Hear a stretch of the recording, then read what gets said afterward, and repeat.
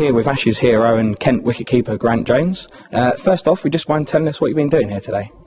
They had a group of kids down here, a serious cricketer, sort of a new, they do an online sort of accounts where guys can send in their videos and they look at it, and just in Hampshire they seem to be doing some good things with a lot of local young cricketers. So just come along today and give a bit of advice on keeping and batting. So a few days off, it's giving a bit back, as they say.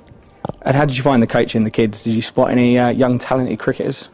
Yeah, there was. Yeah, sort of. They're all keepers, so it was nice to see a young group of enthusiastic wicket keepers. So we had a bit of diving around, which is the fun part of it, and there's a few there. So have to keep an eye out for future years at Hampshire keepers coming through.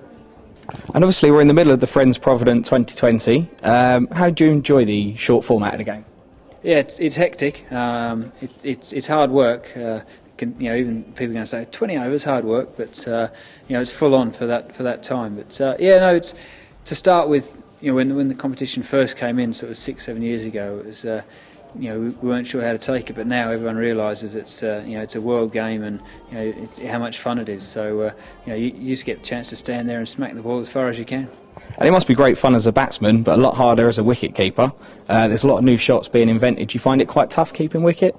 Yeah, I've got my eyes closed a bit more, must admit, when you got Owen Morgan in front of you trying to flick the ball over your head. But that's where the helmet comes in, and the game's moved forward in that regard. So keepers are now standing up to bowlers, which in years gone by wouldn't have even been thought about. So it's I enjoy that element. Sort of testing out new techniques, and so it moves the game forward and it keeps things interesting. Obviously you're an attacking batsman yourself, so you must quite enjoy the whole having to come up with new shots and invent new ways of scoring lots of runs.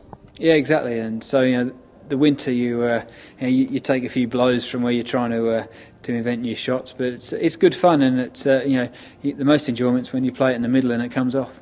And have you had a go at the Dilshan scoop yet? I've got my own sort. Yeah, I can't quite get it as high as he can, but sort of flick over the left shoulder is about as good as I can get. And Kent have a pretty good record in the 2020. Are you confident of doing well again this year?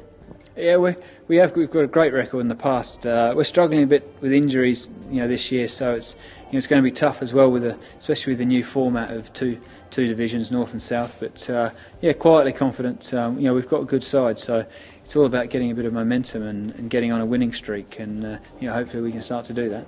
Obviously England have enjoyed success of late in the World 2020. What did you make of the new look England side with all the aggressive new batsmen in there?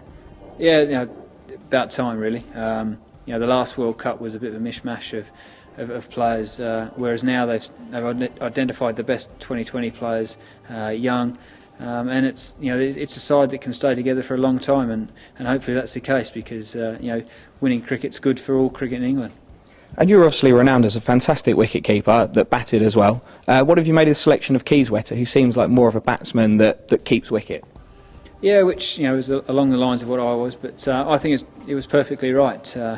Matt Pryor, he's the Test wicket keeper. He's the best batsman wicket keeper around in the country in that form, of the longer form. Whereas Keyswetter's come in and he's explosive, and he's shown on the world stage how good he is. So selectors have got that one spot on, and I know Matt Pryor's probably not very happy about it, but it's a bit different having two keepers, one for the short form, one for longer, but at the moment it's working. And in some ways, do you think you helped the selection for Keyswetter? Because as you said, you were an attacking batsman that played as a wicket-keeper as well. So if you can say Craig Keyswetter's kind of taken on your mantle in some ways. I think he does a bit better than what I did, but Adam Gilchrist changed the whole thing for keeping when he came in. From that moment he started coming in and belting hundreds of sort of 60, 70 balls.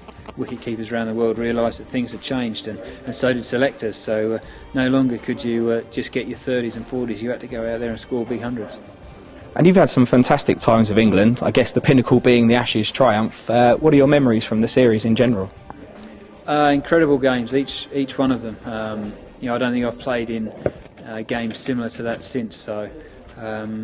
The whole series, taking that catch at Edgbaston, right through the final crowd at the Oval. So and the bus trip. So there's so much to remember from it, and definitely the highlight of my cricketing career so far. And as you mentioned there, no one will ever forget the winning catch taken off Steve Harmison where only a few runs were needed. What was the moment like when you first took the catch? Can you remember much of it now? Or? Yeah, I can do, yeah. Quite a bit of relief, to be honest. I copped enough stick for not taking catches, so definite relief at holding on to it. But also what it meant getting us back in the series. We'd lost heavily at Lords. Michael Vaughan had said to us, we've got to go to Edgbaston, play well, win and get back in the series, and that's exactly what we did. We made it tough work that last morning, but we got over the edge finally, and thankfully we did. It also must have been fantastic to see the whole of England really get behind you. And you said that sort of culminated in the open top bus and the parade. Could you ever imagine that the cricketers would get such a reception like that?